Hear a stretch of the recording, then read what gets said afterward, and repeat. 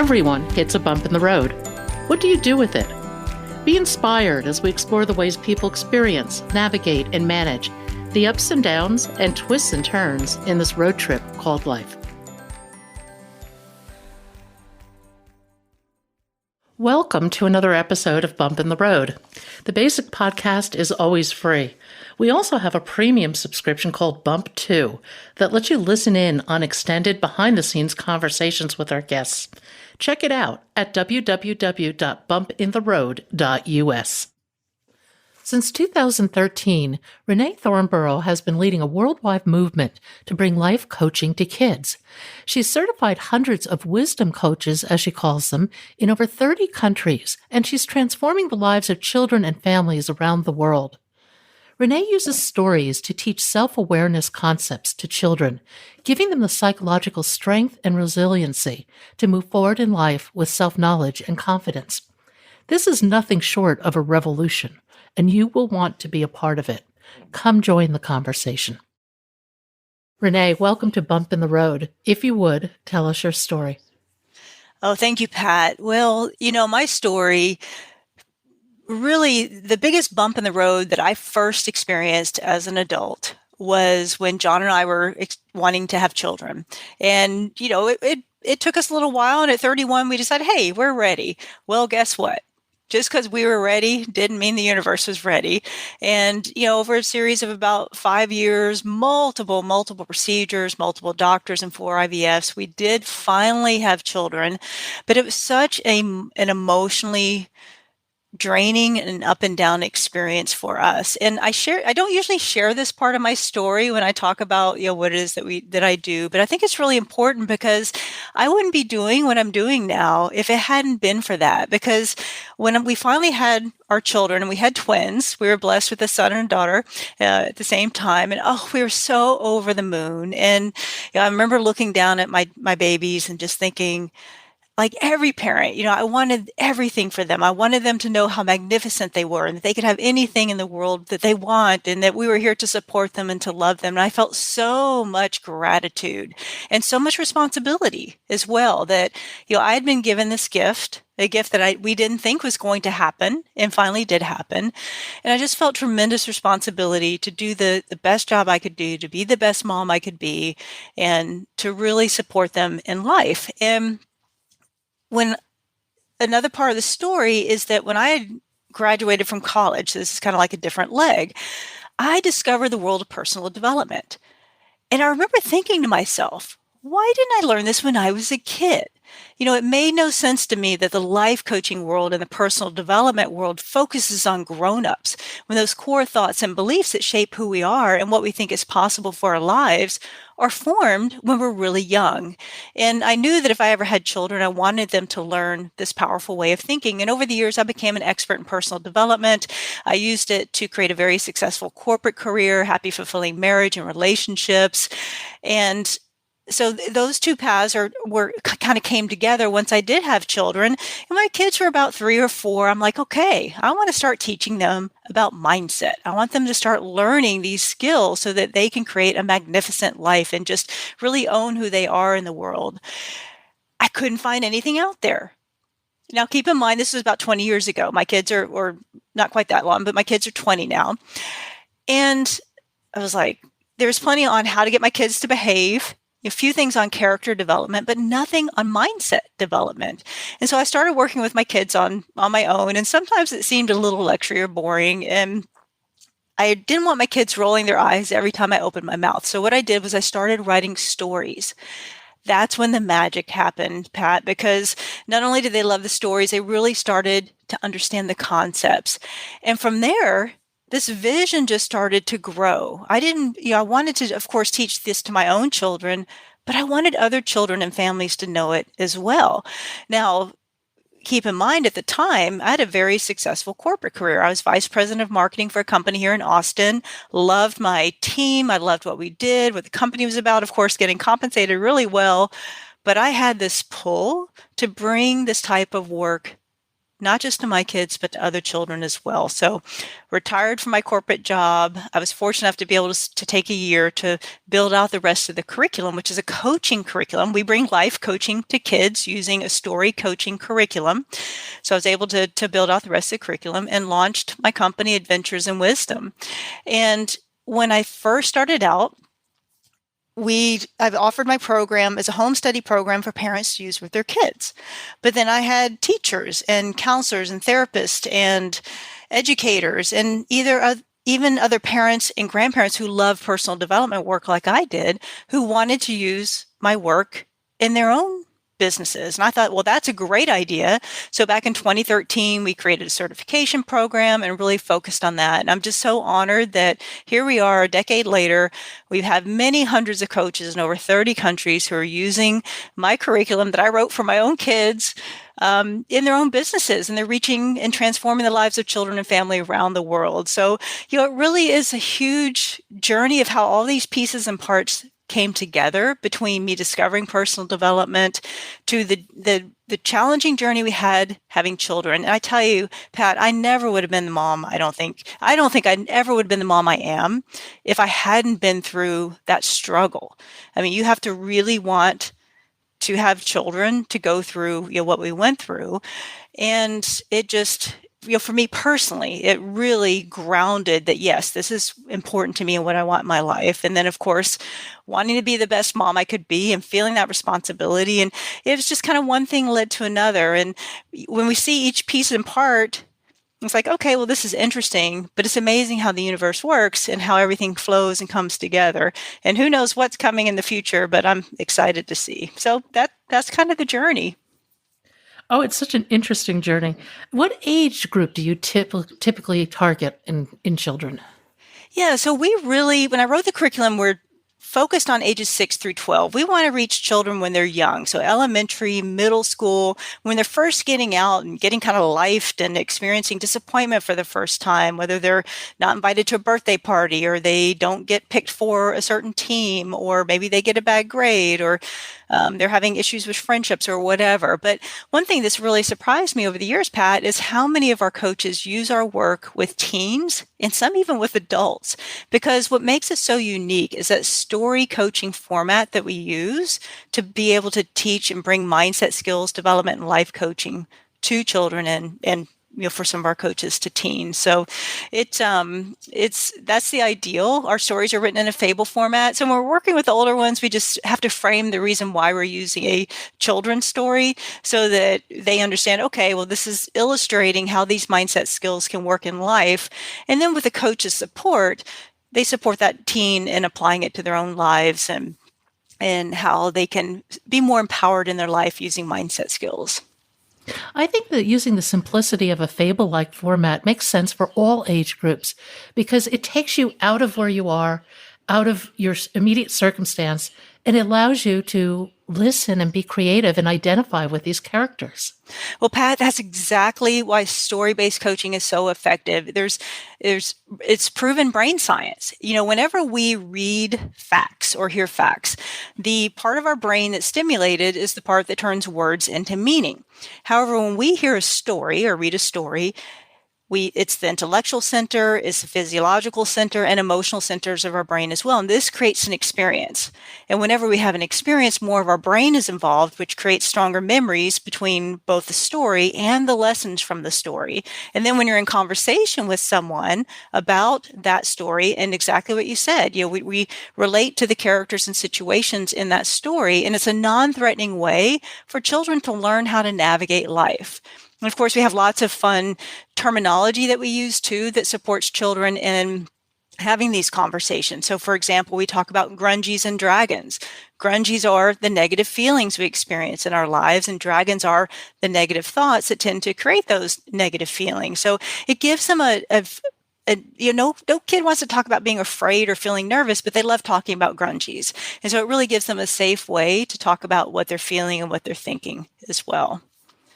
I think learning to recognize your thought patterns is so incredibly important.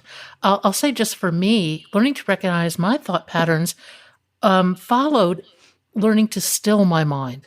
When I could experience quiet, then the contrast with that endless monkey mind diatribe became very evident. Hmm. Do you pursue that sense of stillness as well? Absolutely. And what we teach children, because they aren't walking around thinking, oh, what am I thinking?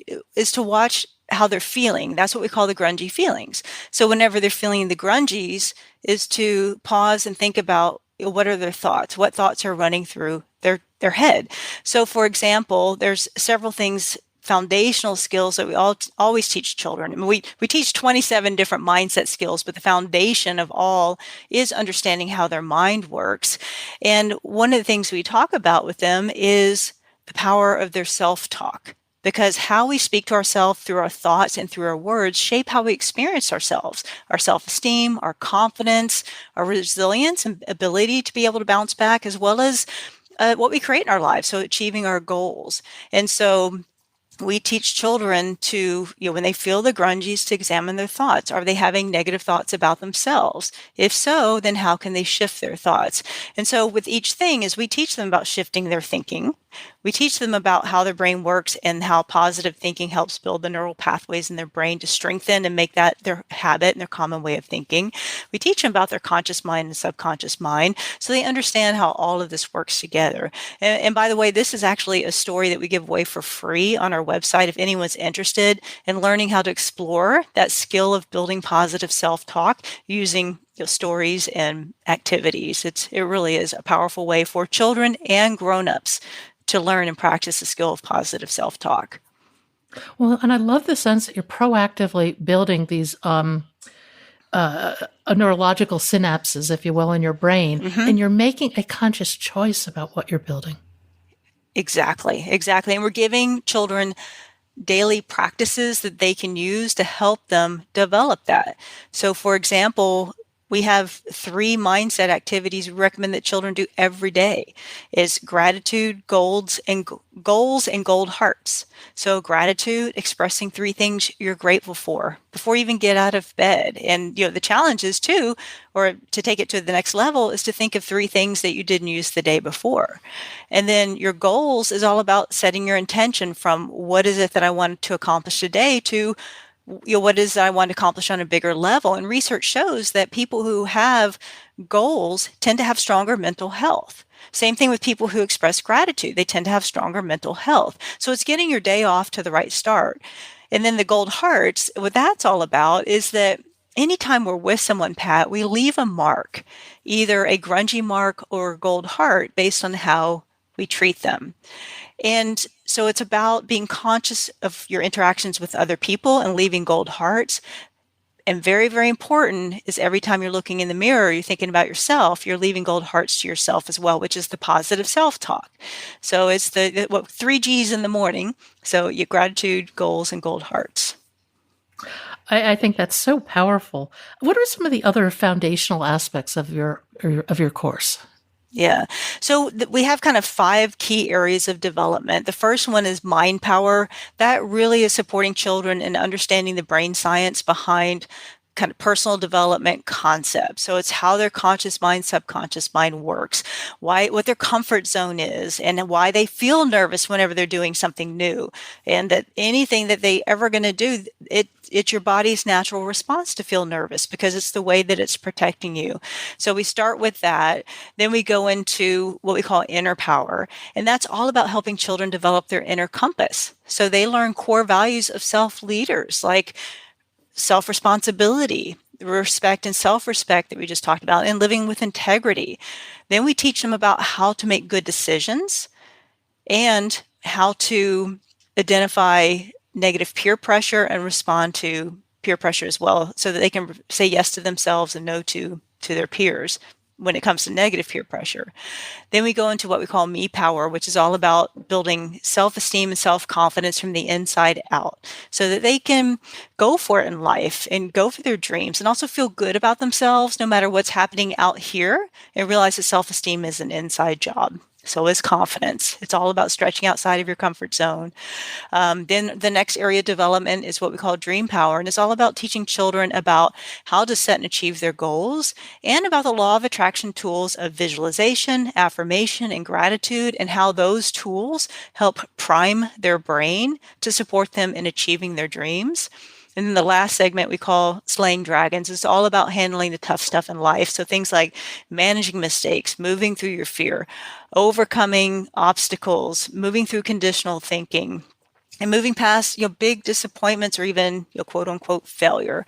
So it really is in these 5 big kind of segments of life that we're supporting children in developing these skills.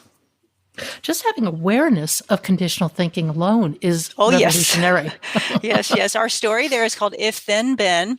It really is a lot of fun. And we actually have 2 segments to that story. We have If Then Been, all about circumstances. And we have an If Then Been about kind of the monetary and material goods side of things as well. So it really is a powerful story for kids. And we have kind of these anchoring messages or questions that we use in our coaching with children. So it helps them remember these skills. And it makes it very powerful when we're working with kids to be able to say, for example, the story that we use to teach children about having an I can do it mindset is called Canville and Cantville, A Tale of Two Towns. So the coaching question we can ask if we see a child getting down on themselves thinking that they can't do something is just say, well, what would this look like if you're living in Canville? And Pat, was a lot of fun is I can't tell you how many coaches we've interviewed and talked about as they're starting their business, et cetera. They're of course nervous at first. It's the first time they've done this. And multiple have said, I'm sitting there and I know I'm in Cantville and I need to step into Canville and I'm going to make this happen. So we use these concepts on ourselves, even as grown-ups. I'm always telling myself to wear my power goggles or, even stepping into Canville because, as entrepreneur, you're constantly doing something new, bumping up against your comfort zone and busting through it so that you can bring your vision to the world. Now, what was that? Goggles of some sort? Power goggles? So power goggles. So, one of the core concepts of coaching is shifting your thinking or reframing your thinking. At Adventures in Wisdom, we call it power shifting. And so, so you're shifting from kind of negative thoughts to more empowering thoughts. So to support kids in learning how this works is we teach them, we actually have a story called Power Goggles, and it's about wearing your power goggles and choosing an empowered thought about the situation so that you can face it more powerfully. So for example, for a child, something most kids handle is maybe failing a test or getting a bad grade. And so we actually practice those kinds of scenarios. So the first thing we'll do is we'll have them put on their victim goggles. And by the way, a lot of times our coaching will have different, in segments or what we call skill books, have different art projects. So this was an example of that. So they'll put on some victim goggles they made and they would examine that experience, failing a test, through their victim goggles. I'm stupid. I'm a failure. These are kind of messages that really bring them down, bring down their confidence and their self-esteem. Then we have them literally put on their power goggles and examine what that same situation is from a more empowered viewpoint. Gosh, I must not have studied the right thing. I need to study harder next time. Maybe I can ask the teacher for extra credit. And what this type of thinking does is it takes it from a judgment about them to a problem that they're solving, something that's outside of themselves, and being more empowered as they face it. And for us as entrepreneurs, it could be something like, a failed launch. Instead of oh God, I'm a failure. My business isn't going to work. I need to quit. It's like, okay, this launch failed. What do I need to do from here? Can I hire someone? Is there a course I can take? Is there a different tool or marketing strategy I should have? And so putting on our power goggles, and I tell myself all the time, Pat, Renaye, put on your power goggles and facing situations so that it's just all about shifting our thinking. Oh, I think the power of this goes way beyond kids. Seriously. It does. It really does. I really think most adults need to be familiar with a lot of these concepts, and most people are not. Most people are not. In fact, the skills we help kids develop, most grown-ups are not aware of. Most parents who will hire a coach to work with their child are familiar with personal development work. They're familiar with coaching to some extent. But our coaches also have an opportunity to reach children, say in workshops or after school programs as well, and start laying this foundation of knowledge for children. Because our coaches work with kids in a lot of different ways. Some are one-on-one, small groups, workshops, as I mentioned. They work both in person and online. So it really, there's a lot of flexibility there and a lot of different ways to reach children. I read a really interesting book recently called Whole Brain Living by Jill Bolt Taylor. Have you read that? I haven't read it. I've heard of it. It's a terrific book. As you may know, I mentioned this on another podcast. I've really been taken with this book. She was a psychology brain researcher at Harvard when she experienced a devastating left brain stroke, and she watched as her brain closed down. Got it. So I was thinking of a different book. I actually did read that book, but it was probably about when it first came out, because I know she was interviewed by Oprah, if I remember correctly. This would have been years ago. But she has a new book out now. Does she? And what's the new book called? Whole Brain Living. And the reason I find it fascinating vis-a-vis what you're doing. That's what it was. My Stroke of Insight was the first one. Yes, that's the one I read. That's one. Okay, I need to go get Whole Brain Living then. Yeah. Oh, I think you'll really enjoy it. I think I will. Just fascinating. And I think that it really complements your curriculum in that she talks about the left brain, which tends to be more obviously analytical. The frontal cortex is, the person who functions at a very high level. And the area behind that is your monkey mind constantly eating away at you. Exactly. And then on the right brain side, you have the frontal cortex again, which is very spiritual, very connected. And the area behind that is more of the childlike glee of, oh, yeah, let's go do it. There are no repercussions. And the point she makes is you have to be aware of all these different aspects of brain function and integrate them together for whole brain living. And for children, it's really important for us to teach them about this, because for children, coaching children is very different from coaching adults. And the reason for that is brain development. Their brains, the frontal cortex, the frontal lobes are not fully developed. So they don't have all those critical reasoning skills that grown-ups have. And it's one of the reasons why the coaching model that we use for grown-ups, that's very heavily dependent on questions, doesn't work for children. And that's why we use the coaching stories, is that we have to add this teaching component to really help paint that picture for children so that they can then start applying some of the more intellectual concepts on top of that with the coach's support and having that emotionally safe space to do so. So yeah, I love that. I'm going to go get that book. Your program is very sophisticated. How did you discover the components of this program, and how did you discover the different learning abilities of people at different ages and then integrate that into all your teachings? Yeah. So, Pat, when I had my kids, I've always been a learner and a researcher. And one of my strengths or my gifts is to take complicated concepts and make them very simple. I've did it through all of my years of corporate career, and then it kind of translated to this as well. But quite frankly, I created what I wanted to be able to use with my own children. And, for that was having some sort of story. It was having these questions. It was having activities and art projects and something to make it multi-sensory and more fun and engaging. And when I started really getting this vision to build out a curriculum, I added something so we have the children's guide that has that information in it. And we have a mentor's guide. I added that for parents and coaches and mentors that has the background information and coaching tips. And so it was just kind of an evolution based on what first I needed. And then it's like, okay, well, what would parents, and then because I created the certification program, what would coaches and educators and other people need to bring this work to children? And I've just been so honored at the positive feedback I've received from so many people about the quality of the curriculum and their ability and ease for them to be able to use it.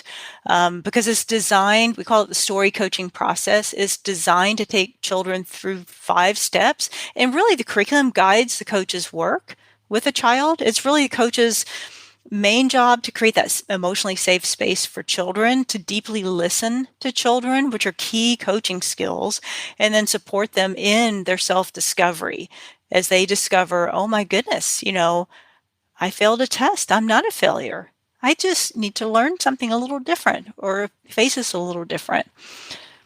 That's such an important concept. I mean, I think through adulthood, many of us beat ourselves up over what we perceive as failures, but really they're not failures. learning opportunities. We fail our way into our future, and our future can either be one that's empowering based on our dreams, or it can be one that's defeating based on those disappointments and upsets. And when we're looking backwards, our energy is moving backwards. But if we take that as a learning and we're moving forwards towards our dream, then our energy is moving forward. And the energy of the energy moving backwards and forwards is very different. Very different. It's contractive versus expansive, and from expansive that's where we create our dreams. Are there any people or books that have influenced you along this course? Oh gosh, so many along the way. And it's interesting, I'm looking at my bookshelf here. I've got tons, and a lot of our coaches will have the same books on their bookshelves. They were all the really early ones. Like I said, I discovered the world of personal development right out of college. So this was back in 88. And at the time, Stephen Covey's book had come out, 7 Habits of Highly Effective People. And I was at IBM. IBM is very much into continuous learning and such. And I'm not sure if there was some sort of a program or what, but I think that's where I first heard about it. And I just remember reading it. It's like, oh my God, this is amazing. And so I just started going on this journey. And of course, I found the classics like the Napoleon Hill's Think and Grow Rich. And there were a lot of others that were written, well over 100 years ago. And then there were all the modern ones. And I discovered the world of positive self-talk, how to win friends and influence people. And I did a lot of reading in psychology, sociology, as well as the personal development type space. Lots of personal development type courses and transformational courses as well, along the journey. And it's been just this whole building of knowledge. Years later, of course, discovered Canfield, loved Jack Canfield's stuff. And then later the movie The Secret came out, and loved that because it was really bringing this to a way that people could understand it, and introduce a lot of people to the whole personal development world that weren't even aware of it. And, the power of our thoughts, the power of thinking. And then, of course, we got into like biology of belief. And there's just all kinds of books that are out there now, which is amazing. It sounds like you're reciting my bookshelf too. Yeah, I can't see it all right now, but yeah. Oh, we have Eckhart Tolle. Oh yeah, there's all kinds of good stuff up there. It's like, hey, I need to start reading again. One more to add, and that is anything by Gary Hensel. He really has an amazing talent for taking all the traditional teachings, distilling them into a sentence or two of spiritual wisdom, non-denominational spiritual wisdom. Awesome. His books are fantastic. What can you give me the name of a couple books? Because may not be. Hold on, I have it here. Lessons for a Spiritual Warrior. Okay, don't have that one. Is one of his most recent ones, and it is excellent. Okay. I Am is another one, also an excellent book. And he has several others out.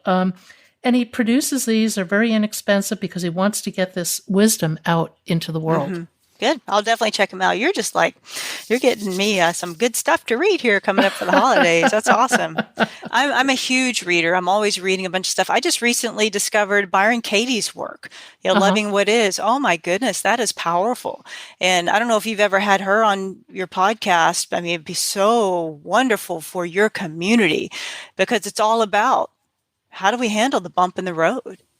Yeah. And we are, as a society, we don't teach these skills. We don't, and we need to. So needed. Mm-hmm. They're so needed at every age, actually. I think at every decade of our lives, we can use a refresher on this because it's easy to really get slammed by something significant in your life. Well, we're all going to have bumps in the road, and we need to teach our kids how to navigate life, and even ourselves how to navigate life. I think that most people, the mistake they make is they feel like that success is going to be the straight line trajectory up, 45-degree angle, or better yet is the hockey stick when things are really soaring.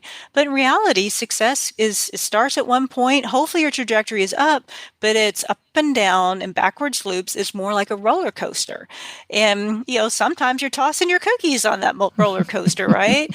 But knowing that it's a roller coaster, for one, it's like, okay, I'm on a loop.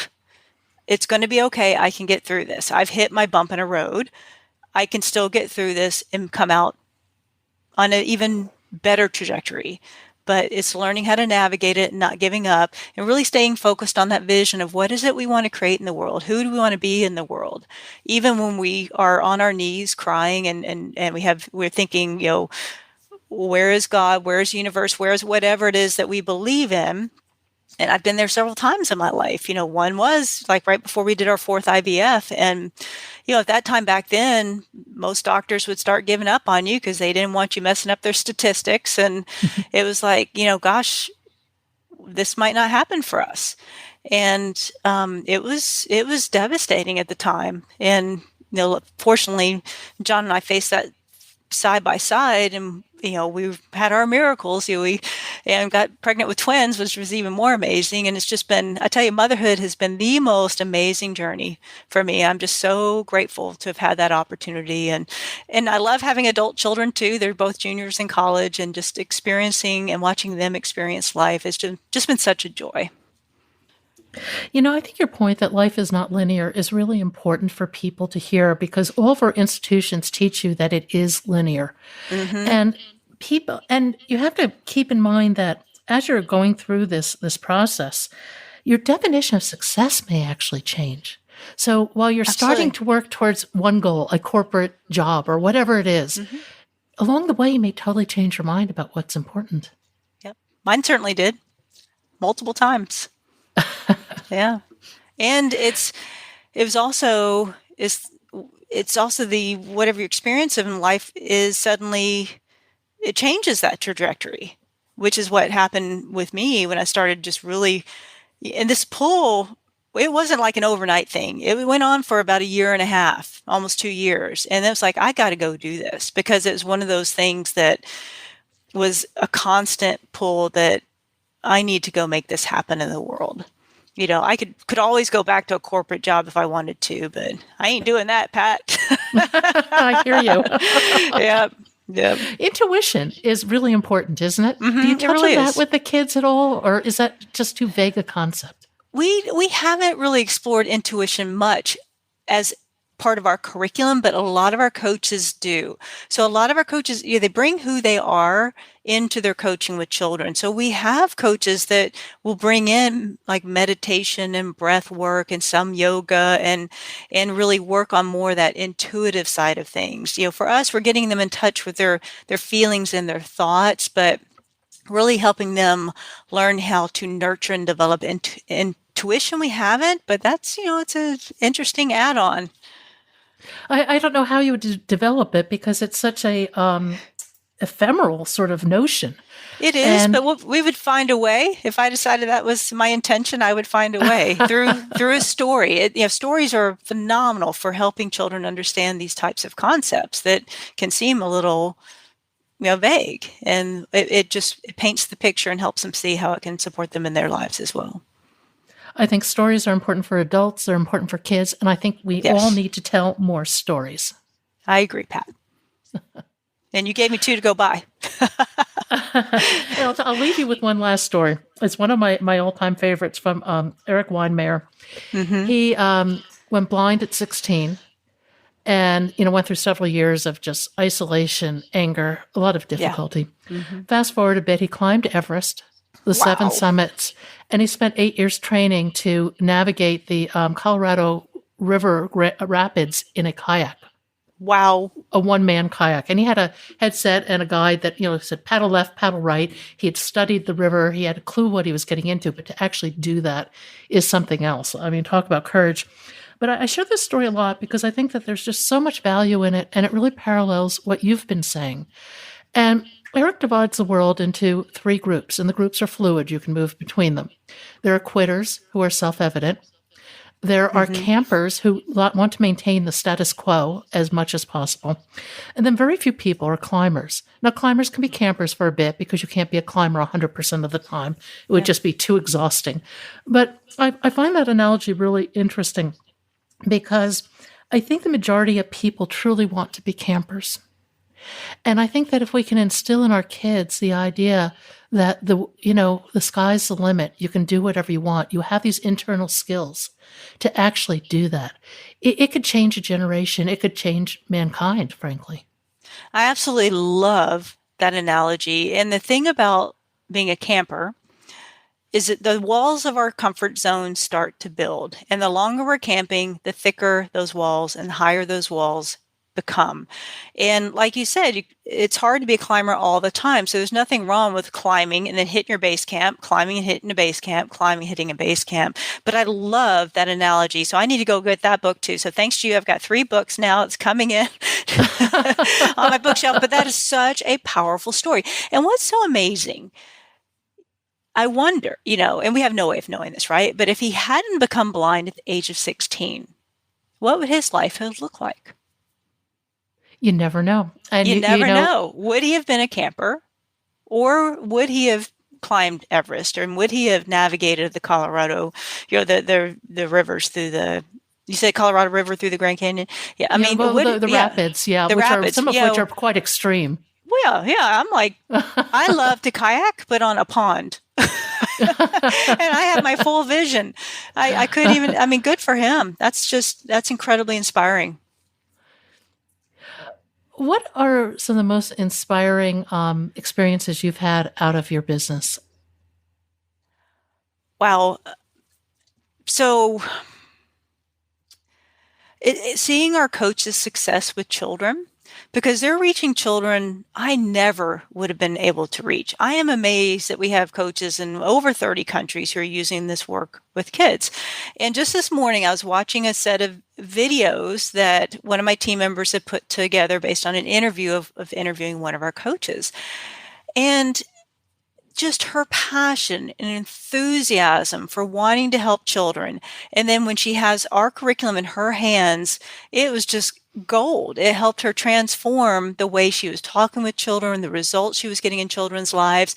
So hearing stories where there was this one particular boy, nobody wanted to be around him. No one wanted to play with him. And she worked with him over the summer.